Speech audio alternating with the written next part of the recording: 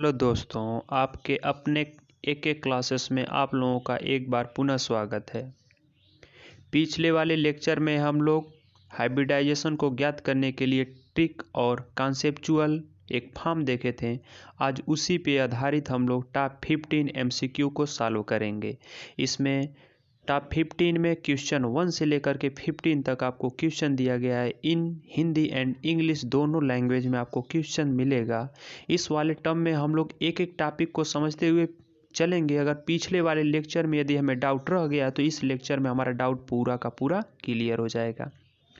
तो सबसे पहले यदि हम लोग संकरण की बात करें तो हमने बताया था कॉन्सेप्चुअल और ट्रिकली हमारे पास एक फार्मूला है कि हाइब्रिडाइजेशन को फाइंड आउट करने के लिए 1/2 केंद्रीय परमाणु के बाह्य कोश में उपस्थित इलेक्ट्रॉनों की संख्या रख देते हैं प्लस एकल सहसंयोजक तत्वों की संख्या रख देते हैं प्लस जितना माइनस चार्ज आयनों की संख्या होगी उसको हम लोग क्या करेंगे, प्लस कर देंगे, और जितना प्लस चार्ज आयनों की संख्या होगी उसे हम माइनस कर देंगे।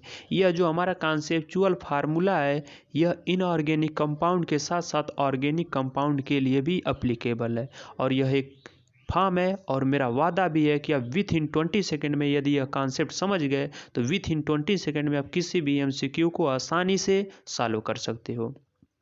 क्वेश्चन को शुरू करने से पहले मैं एक बात बोलना चाहूँगा कि आप लोग मेरे चैनल को ज़्यादा से ज़्यादा शेयर करें, सब्सक्राइब करें और बेल आइकन को प्रेस कर दें ताकि कोई न्यू नोटिफिकेशन मैं दूं तो आप लोगों के पास आसानी से पहुंच जाए।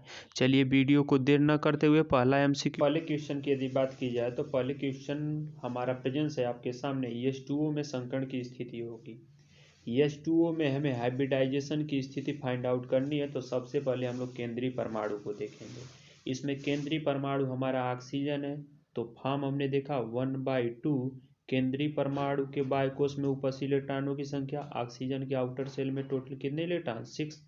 एकल सहसंयोजक तत्व देखा जाए तो हमारा जो हाइड्रोजन है वह एकल सहसंयोजक तत्व है। दैट मीन्स अब इसमें 2 ऐड कर दोगे, टोटल हमारा कितना आ जाएगा 8 में आप लोग 2 से भाग दोगे तो आ जाएगा 4। और जैसे ही 4 आएगा तो हम लोग जानते हैं, लेक्चर में देख चुके हैं कि जैसे ही 4 आएगा तो हमारे संकरण की स्थिति कौन सी होगी, sp3 संकरण हो जाएगा। यदि जो लोग इस कॉन्सेप्ट को समझ नहीं पा रहे हैं वो लोग सबसे पहले, हम डिस्क्रिप्शन में आपको वीडियो दे चुके हैं, सबसे पहले आप लोग जाइए और वीडियो को देखिए। उसके बाद आप लोग कॉन्सेप्ट के आधार पे एमसीक्यू को अच्छे से सॉल्व कर ले जाओगे। अगले क्वेश्चन की तरफ बढ़ते हैं। दूसरा वाला हमारा क्वेश्चन है H2SO4 में संकरण की स्थिति होगी तो इसमें भी सबसे पहले हम लोग क्या ज्ञात करेंगे, केंद्रीय परमाणु। तो इस वाले टर्म में देखा जाए हमारा केंद्रीय परमाणु क्या है, सल्फर। सल्फर के आउटर सेल में दैट मीन्स परमाणु क्रमांक देखा जाए सल्फर का 16 तो 2,8,6। इसके आउटर सेल में टोटल कितने इलेक्ट्रॉन, 6 इलेक्ट्रॉन। तो आप लोग फॉर्म से रखोगे 1/2 आउटर सेल में उपस्थित 6 इलेक्ट्रॉन प्लस एकल सहसंयोजक तत्वों की संख्या। तो हाइड्रोजन तो एकल सहसंयोजक तत्व है, दैट मीन्स आप 2 कर दोगे, लेकिन ऑक्सीजन मेरा एकल सहसंयोजक तत्व नहीं है तो उसमें आप 0 कर दोगे। 6 में अगर आप 2 जोड़ोगे तो आ जाएगा 8, 8 में 2 से भाग दोगे 4, और जैसे ही 4 आएगा तो हमारा इस संकरण की स्थिति क्या हो जाएगी, sp3 संकरण। तो दूसरे वाले क्वेश्चन में हमारा H2SO4 में जो संकरण की स्थिति होगी वह क्या होगी, sp3 संकरण। क्वेश्चन नंबर 3 की तरफ हम लोग बढ़ते हैं। हमारे लिए सबसे most important question organic chemistry का, H3 पे +1 चार्ज में संकरण की स्थिति होगी।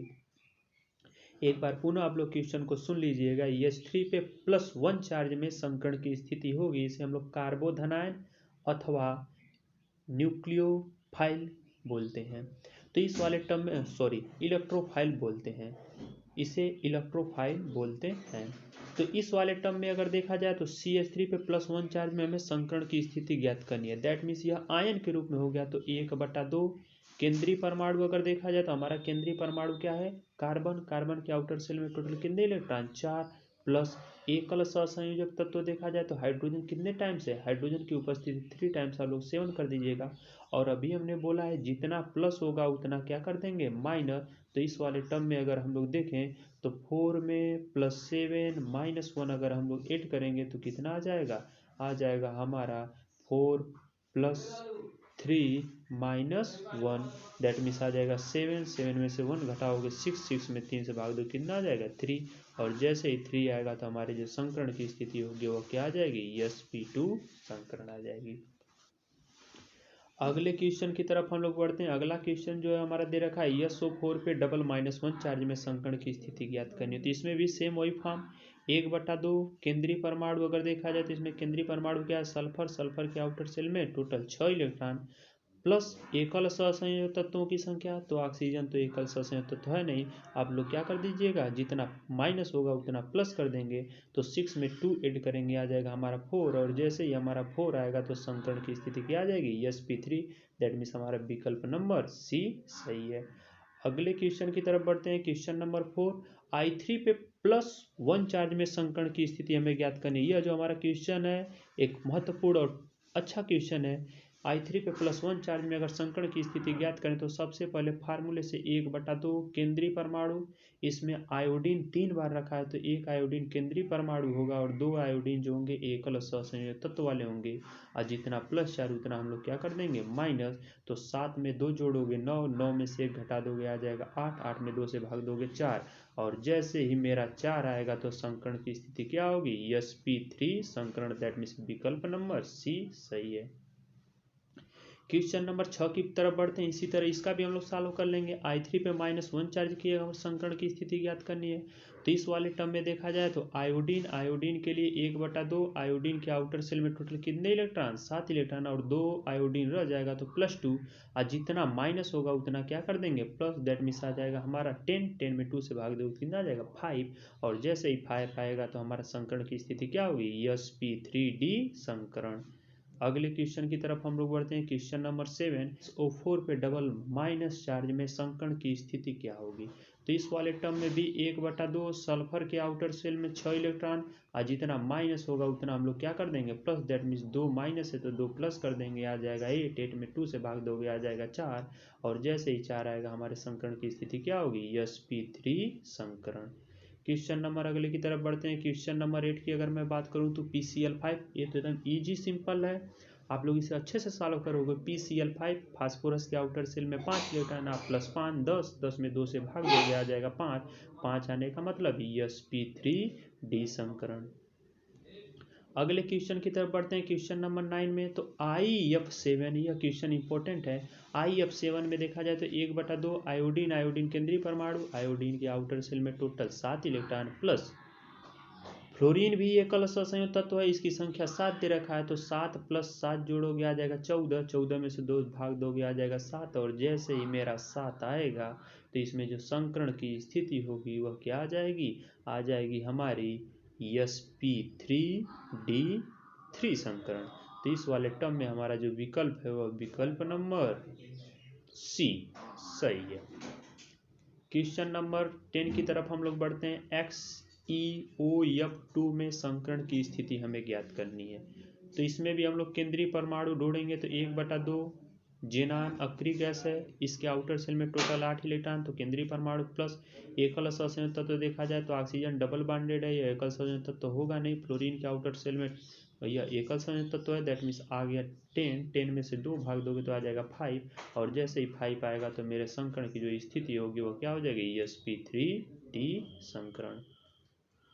क्वेश्चन नंबर 11 की तरफ हम लोग बढ़ते हैं। SO2 में संकरण की स्थिति ज्ञात करनी है। तो इसमें आप लोग सिंपल सा ज्ञात कर लोगे। सल्फर के आउटर सेल में टोटल 6 इलेक्ट्रॉन, एकल सहसंयोजक तत्व है नहीं, 2 से भाग दोगे तो आ जाएगा कितना 3, और जैसे ही 3 आएगा तो हमारी जो संकरण की स्थिति होगी वह क्या होगी, जो संकरण की स्थिति होगी वह आ जाएगी sp2 संकरण। अगले क्वेश्चन की तरफ हम लोग बढ़ते हैं। अगला वाला क्वेश्चन यदि देखा जाए, अगला क्वेश्चन नंबर 12, क्वेश्चन नंबर 12 में दे रखा है H3O पे +1 चार्ज में हमें संकरण की स्थिति ज्ञात करनी है। तो इसमें भी 1/2 ऑक्सीजन के आउटर सेल में 6 इलेक्ट्रॉन, हाइड्रोजन की संख्या 3, और जितना प्लस होगा उतना क्या कर दीजिएगा माइनस, आ जाएगा हमारा 6 में 3 जोड़ेंगे 9, 9 में से 1 घटाएंगे आ जाएगा 8, 8 में 2 से भाग देंगे आ जाएगा 4, और जैसे ही 4 आएगा संकरण की स्थिति क्या sp3 संकरण। क्वेश्चन नंबर 13 की तरफ हम लोग बढ़ते हैं। XeF2 में संकरण की स्थिति होगी। तो इसमें भी सेम वही फॉर्म 1/2 जेनान अक्रिय गैस है, इसके आउटर सेल में ज़्यादा इलेक्ट्रॉन, इसलिए केंद्रीय परमाणु होगा 8, फ्लोरीन एकल सहसंयोजक तत्व है तो इसकी संख्या 2, तो आप लोग जोड़ोगे आ जाएगा 10, 10 में 2 से भाग दो आ जाएगा 5, 5 आने का क्या मतलब sp3d संकरण। क्वेश्चन नंबर 14 की तरफ हम लोग बढ़ते हैं। XeO6 पे -4 चार्ज में संकरण की हमें स्थिति ज्ञात करनी है। क्वेश्चन नंबर 14 में दे रखा है XeO6 पर -4 चार्ज में संकरण की स्थिति हमें ज्ञात करनी है।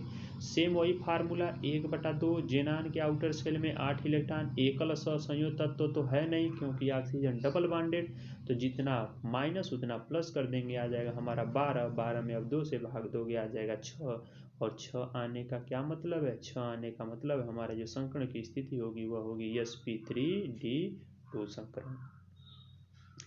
लास्ट क्वेश्चन की तरफ हम लोग बढ़ते हैं। क्वेश्चन नंबर 15 में दे रखा है SO2 में संकरण की स्थिति होगी।